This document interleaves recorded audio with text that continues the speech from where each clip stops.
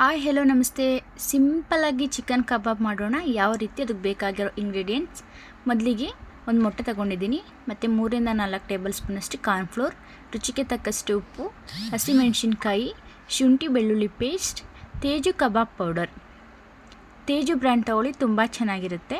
ಮತ್ತು ಇವಾಗ ಒಂದು ಮಿಕ್ಸಿಂಗ್ ಬೌಲ್ಗೆ ಮೊದಲಿಗೆ ಕಾರ್ನ್ಫ್ಲೋರ್, ಉಪ್ಪು, ಹಸಿಮೆಣಸಿನ್ಕಾಯಿ, ನಿಂಬೆಹಣ್ಣಿನ ರಸ, ಶುಂಠಿ ಬೆಳ್ಳುಳ್ಳಿ ಪೇಸ್ಟ್ ಇದನ್ನೆಲ್ಲ ಹಾಕ್ಬಿಟ್ಟು ಒಂದು ಮೊಟ್ಟೆ ಹೊಡೆದಾಕೊಳ್ಳಿ. ಚೆನ್ನಾಗಿ ಮಿಕ್ಸ್ ಮಾಡ್ಕೊಳ್ಳಿ. ಮಿಕ್ಸ್ ಆದ ನಂತರ ತೇಜು ಕಬಾಬ್ ಪೌಡರ್ ಹಾಕಿಬಿಟ್ಟು ಒಂದು 2-3 ನಿಮಿಷ ಅದನ್ನು ಚೆನ್ನಾಗಿ ಮಿಕ್ಸ್ ಮಾಡ್ಕೊಳ್ಳಿ.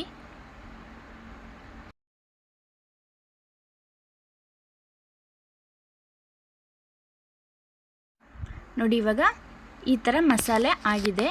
ಇವಾಗ ಇದಕ್ಕೆ ನೀಟಾಗಿ ತೊಳೆದಿಟ್ಕೊಂಡಿರುವಂತಹ ಚಿಕನ್ ಪೀಸ್ಗಳನ್ನ ಹಾಕ್ಬಿಟ್ಟು ಇದಕ್ಕೂ ಕೂಡ ಉಪ್ಪು, ಖಾರ, ಆ ಮಸಾಲೆ ಎಲ್ಲ ಚೆನ್ನಾಗಿ ಹಿಡಿಬೇಕು. ಅಲ್ಲಿ ತನಕ ಮಿಕ್ಸ್ ಮಾಡ್ಕೊಳ್ಳಿ.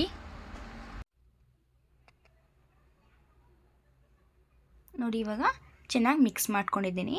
ಇವಾಗ ಇದನ್ನು ಮ್ಯಾರಿನೇಟ್ ಆಗೋಕ್ಕೆ ಬಿಡಬೇಕು. ಫ್ರಿಜ್ ಇದ್ದರೆ ಫ್ರಿಜ್ಜಲ್ಲಿ ಇಟ್ಕೊಳ್ಳಿ, ಒಂದು 1/4 ಗಂಟೆನಾದರೂ.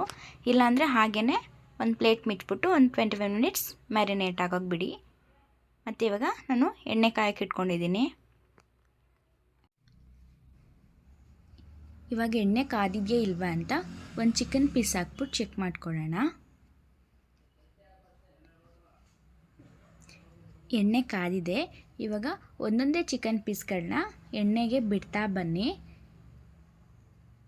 ಒಂದಕ್ಕೊಂದು ಅಂಟಬಾರ್ದು, ನಿಧಾನಕ್ಕೆ ಹಾಕ್ಕೊಳ್ಳಿ. ಒಂದೊಂದೇ ಪೀಸ್ಗಳನ್ನ ಒಂದಕ್ಕೊಂದು ಅಂಟಿದ್ರೆ ಅದು ನಾವು ಹಾಕಿರುವಂತಹ ಮಸಾಲೆ ಎಲ್ಲ ಒಂದಕ್ಕೊಂದು ಅಂಟ್ಕೊಳ್ಳುತ್ತೆ. ಅದಕ್ಕೋಸ್ಕರ ನೋಡಿ, ಇವಾಗ ಎಲ್ಲ ಚಿಕನ್ ಪೀಸ್ಗಳನ್ನೂ ಹಾಕಿ ಒಂದು 5 ನಿಮಿಷ ಫ್ರೈ ಮಾಡಿದ್ದೀನಿ.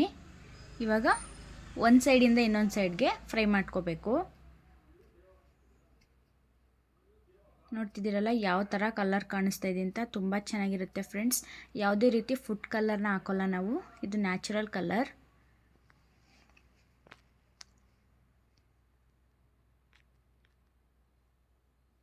ಇವಾಗ ಇದು ಫ್ರೈ ಆಗಿದೆ. ಇವಾಗ ಎಣ್ಣೆಯಿಂದ ತಗೊಳ್ಳೋಣ.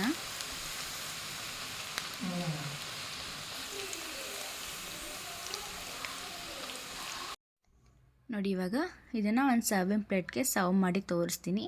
ಚಿಕನ್ ಪೀಸಸ್ ಬೆಂದಿದೆಯಾ ಇಲ್ವಾ, ಯಾವ ಥರ ಕ್ರಿಸ್ಪಿನೆಸ್ ಇದೆ ಅಂತ. ತುಂಬ ಚೆನ್ನಾಗಿರುತ್ತೆ ಫ್ರೆಂಡ್ಸ್. ಈ ಥರ ಒಮ್ಮೆ ನಿಮ್ಮ ಮನೆಗಳಲ್ಲಿ ಮಾಡಿ ನೋಡಿ.